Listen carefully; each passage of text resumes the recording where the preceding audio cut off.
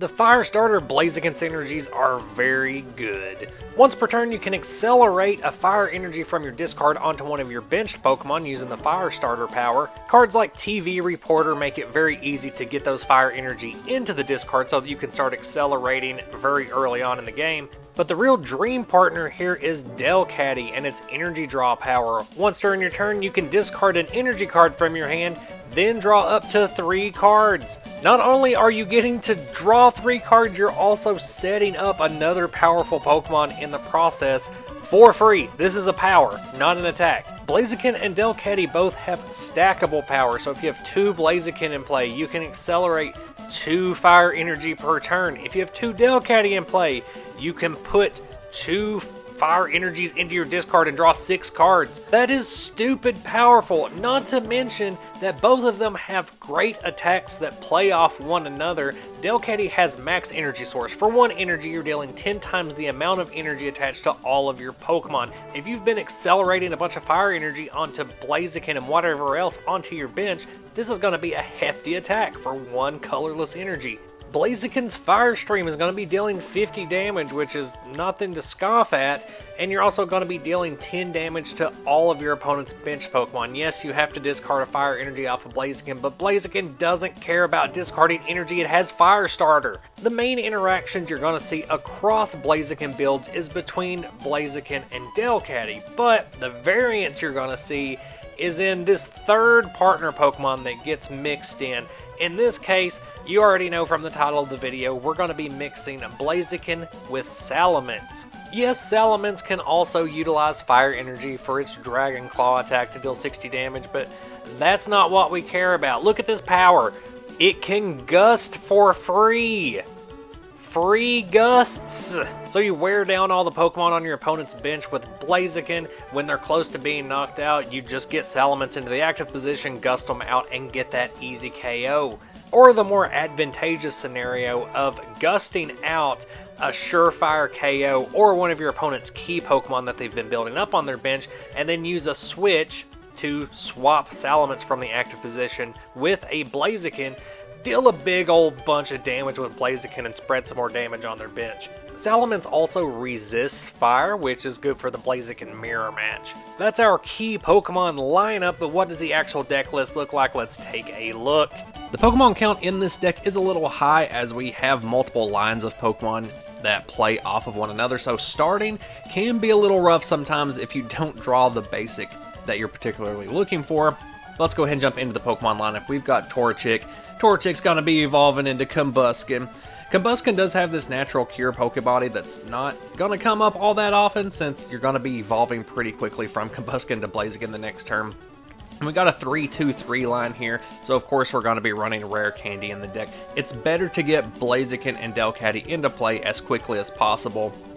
For Skitty, we're running the one that has Minor Errand running just because if you do start with this Skitty, you can attach an energy and use Minor Errand running to thin your deck out. You're going ahead and grabbing those 2 energy out of your deck, making it more likely you are going to draw into the key Pokemon that you need, or at least a supporter that's going to let you draw into those key Pokemon that you need. So a 2-2 line of Skitty Delcatty in this deck seems a little bit light. Like if you're just running pure Blaziken Delcatty combo, you're going full play sets of everything, but because we are making room for Salamence in this deck as an alternative attacker, you kind of have to slim down the Delcatty line a bit. This is a Pokemon that's not as important to keep in the active position.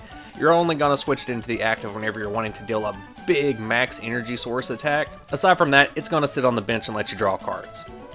So we also have 3 copies of Bagon, 2 Shelgon, and 3 Salamence. All of these are from the Dragon set. Again, running a 3-2-3 line because Rare Candy is in the deck, it's better to just jump from Bagon to Salamence unless you know that your opponent has ATM Rock.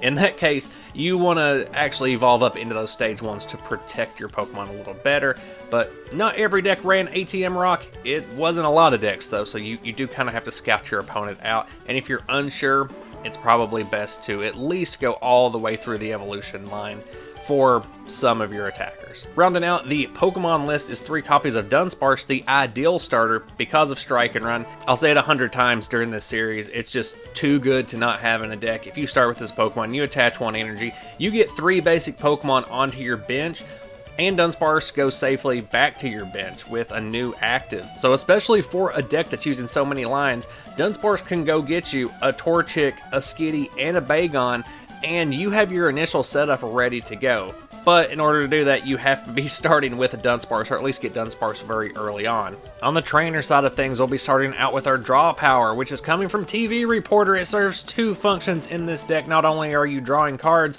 but you are discarding fire energy into your discard, so that as soon as you can rare candy up into a Blaziken, you have a source of fire energy that you can pull from and start accelerating energy onto those benched Pokemon. Professor Oak's research, we only got a couple of these in here. It's shuffle your hand, draw 5. These are more for when you don't start with a Dunsparce and you really just need to find those basics in your deck.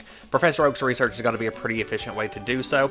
Now, if it's mid to late game and you need to search out, you just need to draw as many cards as possible because you know what you need is in your thinned deck somewhere. Steven's advice, because you draw a number of cards up to the number of your opponent's Pokemon in play. So if they have a full field, then you're going to be drawing a lot of cards. So only a couple copies in there too, because it can be a little bit situational. TV Reporter is definitely the most consistent and the most synergistic with this deck. That's why we got a full playset of Reporter, and then just a couple of copies of the other ones. Professor Elm's Training Method, we've got 3 copies in here because Dunsparce is going to be able to grab your basic Pokemon and get them onto the bench. Professor Elm's Training Method is going to be the means by which you grab your evolution cards and evolve those Pokemon up so that you can get the synergy started between Delcatty and Blaziken, start powering up the Salamences on your bench. We do have the 4 copies of Rare Candy in here. That way, you got the basics on the bench. You can go grab the evolution cards you need with Professor Elm's Training Method, Rare Candy straight up into them, and get those Poke Powers started.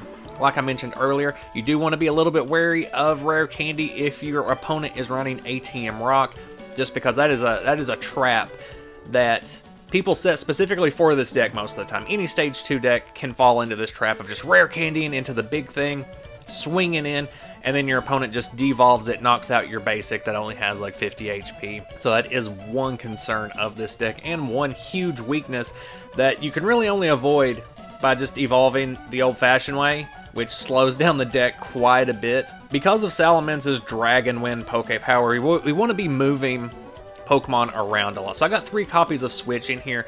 That way, when Salamence is in the active position, you can gust out an opponent's Pokemon.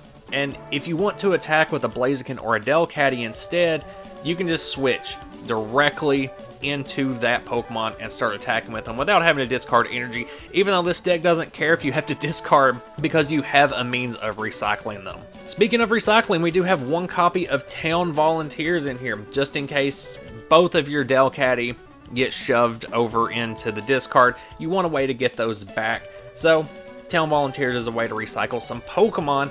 You're not really going to be grabbing basic energy just because you're already recycling all of your fire energy, but if for some reason all your water energy gets stuck in there too, this is another way that you can get some of those back. For stadium support, we got 2 copies of Ancient Tomb. Ancient Tomb essentially just stops weaknesses from being a thing for any Pokemon that isn't a Pokemon EX or one that has a trainer's name on it, which can be big depending on the matchup. There are a lot of water types running around in this format, and Blaziken does not want to get hit for weakness, so when you're up against Gorbis, Kyogre, Kingdra, Wailord, Swampert, you want to make sure that your Blazikens are not getting hit for double damage. Ancient Tomb's going to be a way to do that. And then to round out the deck over here, we got 16 energy, 10 fire, 6 water. The fire we don't go as heavy on because you can recycle them with Firestarter, so 10 doesn't really seem like a lot for a deck that is so energy based. Worst case scenarios, you get to a point where all of your energy are just attached to your Pokemon, but in that case you're going to be able to attack at the very least with a Delcatty because it's only 1 energy for that attack, and you're going to be dealing a lot of damage if all of your energy is stuck on the board. The 6 water in here just for Salamence because it does require 1 water energy for Dragon Claw, but ideally you're also going to have another water energy on there probably. You can also just stick it on a Delcatty or a Dunsparce, since those are Pokemon that are going to be sitting on the bench and you're not necessarily discarding those and recycling them from discard. So you don't necessarily want to stick a fire energy on a Dunsparce and then use strike and run, because that fire energy is just going to sit on your bench for as long as Dunsparce does. Instead, you can just chuck a water energy on there and you're good to go. Blaziken is a good card, and the Blaziken archetypes were prevalent all throughout this season. There were even a bunch of them in the top 20 of the World Championships that year. Firestarter is an amazing power, you had the tools to cover Blaziken's weaknesses, and you had a lot of potential partners to stick with Blaziken to help cover the rest of the meta. If you still want a Dragon type in your deck but you don't want to use up as much room as Salamence does, you still have Rayquaza EX as an option. Yeah, it's a 2-prizer instead of a 1-prizer, but you don't have to evolve into it. And you still get to take advantage of that water resistance to help cover Blaziken. If you want to go full anti-meta, you can go Fire Grass and include Blazimence in this deck to hit most of the meta game for weakness. 100 damage is right in that sweet spot for what you need on an Oko, and it can heal. Or if you just want to double down and go full Blaziken Firestarter with Blaziken EX, that is still a very viable option. Accelerating into early game 100 damage snipes? Yep, that's not bad. That is not bad at all. On the trainer side of things, you keen-eyed viewers may have noticed I didn't include any copies of Oracle, which are traditionally part of the Blaziken Delcatty combo. This supporter allows you to draw whatever you want, because you can put it on the top of your deck and then use Delcatty's energy draw to draw into it immediately. Originally, when playtesting this deck, I did have 4 copies of Oracle, but what I found was the draw power of this deck that you get from TV Reporter, Steven's Advice, and Professor Oak was always enough to draw into what I needed anyway without having to purposefully smooth out my draws, especially with support like Dunsparce that lets you grab Pokemon straight from your deck for your setup. I think that Oracle is better suited to those more technical builds of Blaziken, but this version that I just showed just wants to go fast and hit hard, nothing technical about it. In the next video I will get into what I feel is the more streamlined, hyper-competitive version of Blaziken, so make sure you come on back for that and let me know down in the comments what you thought about this build of Blaziken. What are your favorite partners for this card? What decks do you want to see in the future? If you like this type of video, please do all the YouTube stuff to help me out. At the very least, I do appreciate you tuning in and watching all the way to the end. I'll see you next time.